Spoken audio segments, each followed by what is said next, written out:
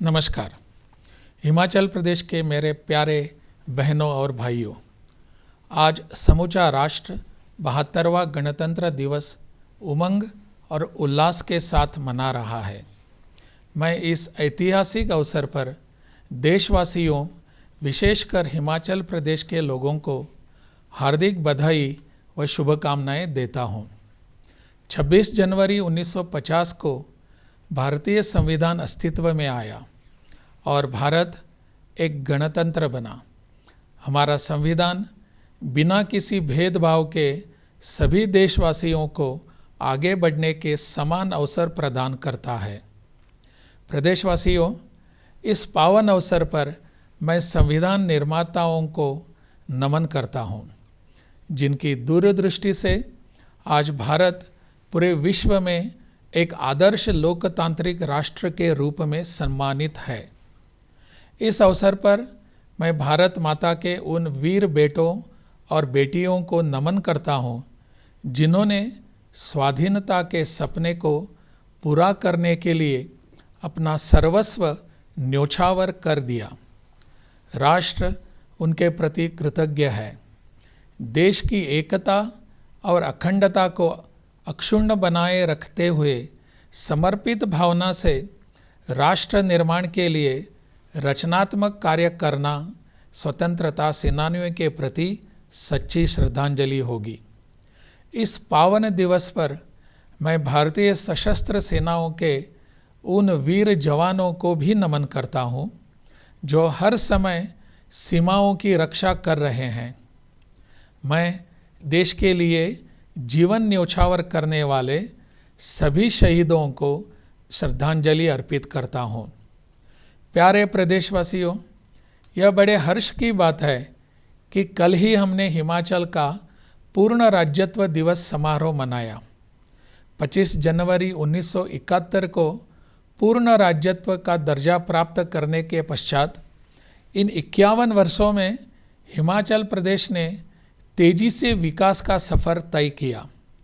कठिन भौगोलिक परिस्थितियां, दुर्गम क्षेत्र और अन्य जटिलताएं भी यहाँ के मेहनती लोगों के हौसले और साहस को कम नहीं कर पाई।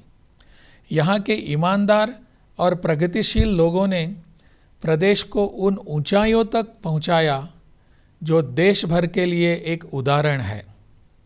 प्रदेश के लोगों की कड़ी मेहनत और नेतृत्व की दूरगामी सोच, इसके फलस्वरूप आज हिमाचल विकास का आदर्श बनकर उभरा है।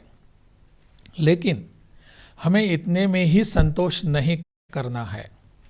विकास का यह प्रवाह अविरल चलता रहे, इसके लिए हमें मिलकर प्रयास करते रहना है, ताकि प्रत्येक नागरिक संपन्न, सुशिक्षित, सुरक्षित, स्वस्थ, सुशासित और श्रेष्ठ बन सके। हिमाचल का समग्र विकास हो और आत्मनिर्भर राज्य के संकल्प को पूर्ण किया जा सके। प्यारे प्रदेशवासियों, मैं गोवा राज्य से संबंध रखता हूँ।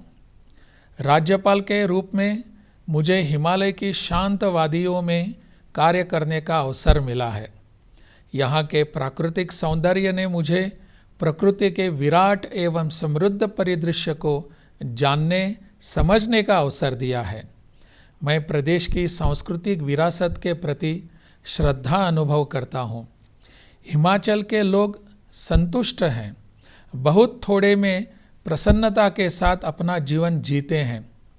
मुझे राज्यपाल के रूप में 6 महीने से अधिक समय हो गया है।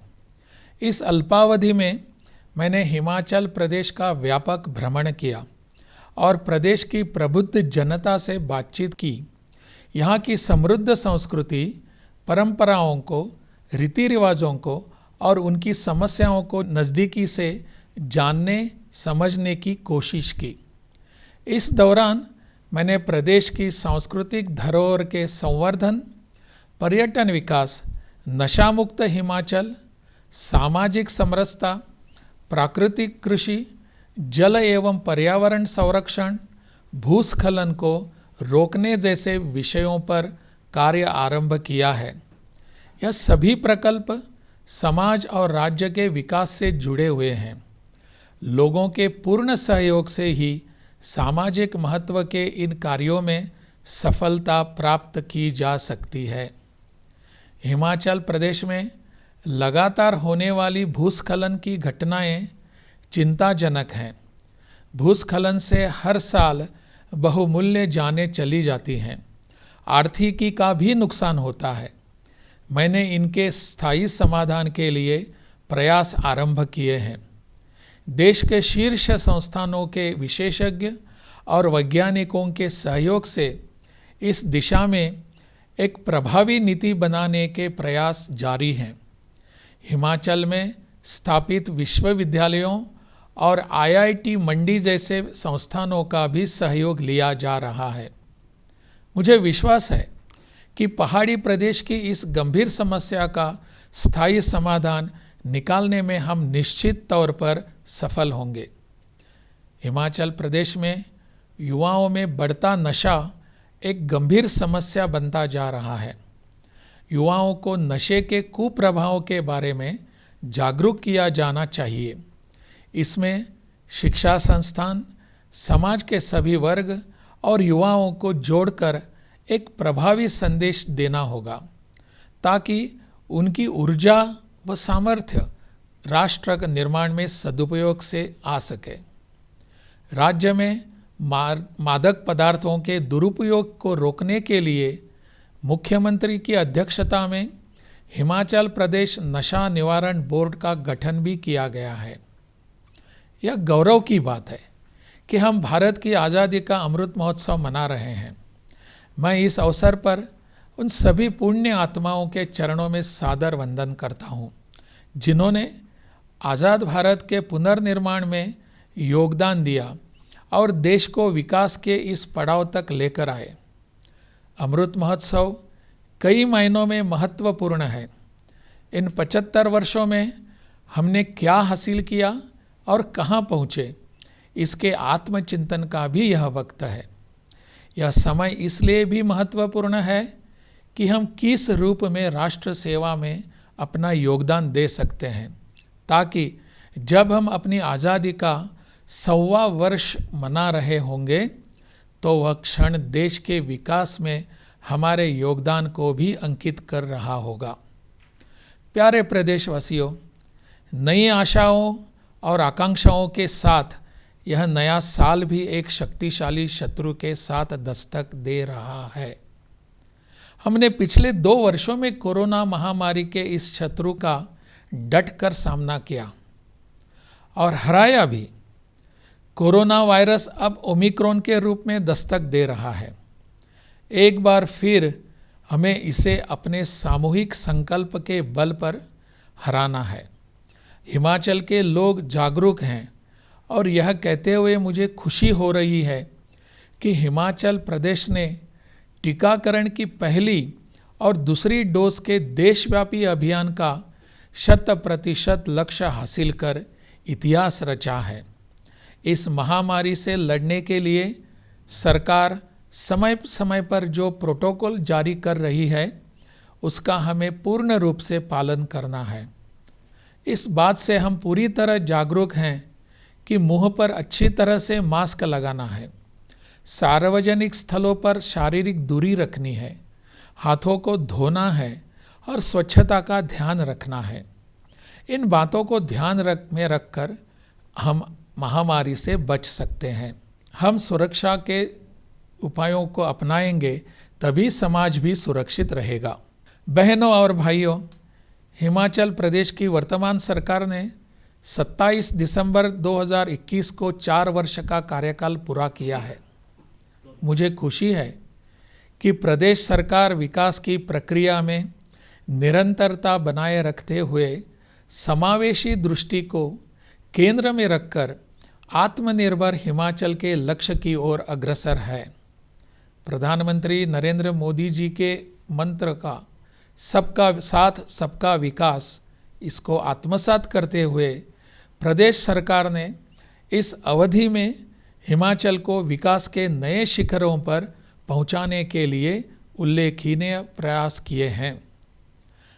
प्यारे बहनों और भाइयों, भारत सरकार ने 34 साल के अंतराल के बाद देश में नई राष्ट्रीय शिक्षा नीति लागू की है। यह शिक्षा नीति भविष्योन्मुखी है और ज्ञान, विज्ञान, अनुसंधान, नवाचार, संस्कार युक्त, मूल्यपरक हर क्षेत्र में हर परिस्थिति का मुकाबला करने वाली है। यह नीति भारत को ज्ञान की महाशक्ति के रूप में उभारेगी, ऐसा मेरा मानना है। नई शिक्षा नीति को राज्य में प्रभावी तरीके से बढ़ाया जा रहा है और यह युवाओं की आकांक्षाओं को पूर्ण करेगी, ऐसा मेरा विश्वास है। प्यारे बहनों और भाइयों, प्रदेश के सकल घरेलू उत्पाद में कृषि व संबद्ध क्षेत्रों का लगभग 14% योगदान है। वर्ष 2022 तक किसानों की आय दोगुना करने के उद्देश्य से सिंचाई सुविधाओं के विस्तार व कृषि गतिविधियों में विविधता लाने के लिए अनेक नई योजनाएं आरंभ की गई हैं।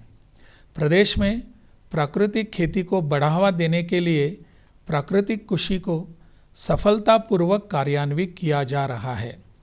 इसके अच्छे परिणाम देखने को मिल रहे हैं। मुझे खुशी है कि प्राकृतिक खेती खुशहाल किसान योजना से 1,53,000 किसान इस योजना का लाभ उठा रहे हैं। मैं किसान भाइयों और बागवानों को आह्वान करता हूं कि वे सरकार की प्राकृतिक कृषि योजना को पूर्ण रूप से अपनाएं। महिलाओं की दशा व उनका योगदान किसी राष्ट्र की उन्नति का परिचायक होता है। हिमाचल प्रदेश ने महिला सशक्तिकरण की दिशा में जो प्रयास किए हैं वे सराहनीय हैं। यह गर्व की बात है कि हिमाचल प्रदेश में बेटियों की स्थिति अच्छी है और यहाँ के जनजातीय क्षेत्र महिला सशक्तिकरण के उदाहरण प्रस्तुत करते हैं। मुझे खुशी है कि प्रदेश में मुख्यमंत्री कन्यादान योजना, प्रधानमंत्री मातृवंदना योजना तथा बेटी है अनमोल योजना को सफलतापूर्वक कार्यान्वित किया जा रहा है। प्यारे प्रदेशवासियों, हम सभी का दायित्व है कि राष्ट्र निर्माण में हम अपना पूर्ण सहयोग दें ताकि एक सशक्त राष्ट्र व जागरूक समाज का निर्माण हो। आज हम सब यह भी संकल्प लेते हैं कि विघटनकारी शक्तियों के हाथों देश को कमजोर नहीं होने देंगे। भ्रातृत्व की भावना को सुदृढ़ करते हुए सामाजिक सद्भाव बनाए रखेंगे। मैं पुनः समस्त प्रदेशवासियों को गणतंत्र दिवस पर बधाई देता हूं और उनके खुशहाल एवं मंगलमय जीवन की कामना करता हूं। जय हिंद, जय हिमाचल।